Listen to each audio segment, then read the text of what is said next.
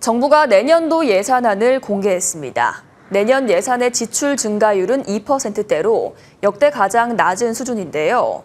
세수 여건이 열악한 상황에서 허리띠를 바짝 조였습니다. 정부는 불필요한 연구개발을 줄이고 국고 보조금을 대대적으로 손봤습니다. 천재상 기자입니다.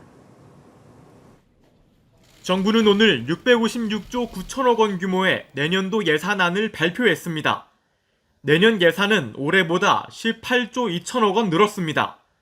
지출 증가율은 2.8%로 재정 통계가 정비된 지난 2005년 이후 역대 가장 낮은 수준입니다. 그간 확대된 재정 수지 적자 폭과 1,000조 원 이상 누적된 국가 채무로 우리 재정 상황이 녹록치 않다는 판단입니다.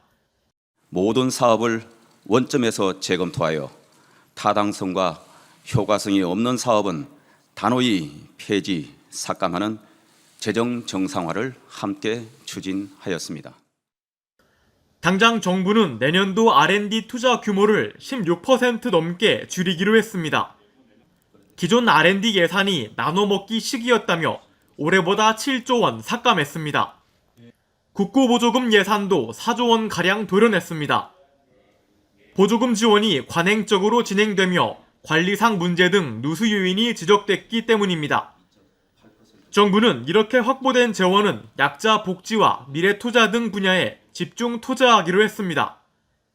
부모급여와 노인 일자리 증가와 같은 보건, 복지, 고용 분야 지출은 7.5% 증가했습니다. 수도권 GTX 개통과 K패스 신설 등 SOC 분야 지출은 올해보다 4.1% 늘었습니다. 정부는 긴축재정 기조를 당분간 유지할 방침입니다.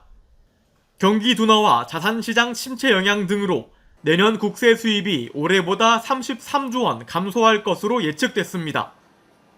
나랏빛은 62조 원 가까이 늘며 1,196조 원이 넘을 것으로 보입니다.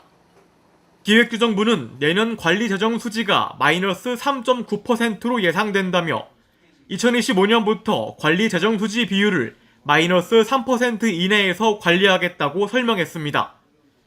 내년도 정부 예산안은 다음 달 1일 국회에 제출될 예정입니다. 머니투데이 방송 천재상입니다.